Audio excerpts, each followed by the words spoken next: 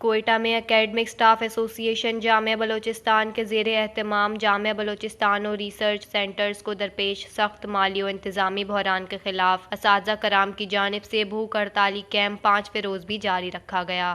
بھوک ہڑتالی کیمپ میں doctor Abdul Rahim changezi, professor ہاشم جان Khoso, professor رحمت اللہ اچکزئی اور ڈاکٹر محب اللہ کاکڑ نے شرکت کی۔ مقررین کا کہنا تھا کہ جامعہ بلوچستان سمیت دیگر یونیورسٹیوں کے اساتذہ کرام اور ملازمین کو مسلسل 2 ماہ سے تنخواہوں اور پنشن سے محروم رکھا جا رہا ہے۔ مرکزی و صوبائی حکومت اپنی شاخ خرچیوں پر اربوں روپے لگا رہی ہیں، لیکن یونیورسٹیوں کے اساتذہ کرام کی تنخواہوں اور پنشنز کے لیے فنڈز جاری نہیں کیے جا رہے۔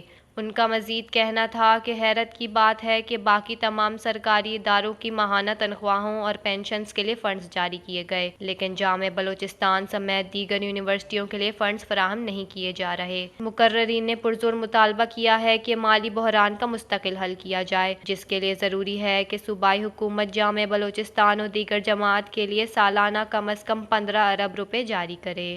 وش نیوز، کوئٹہ، بلوچستان۔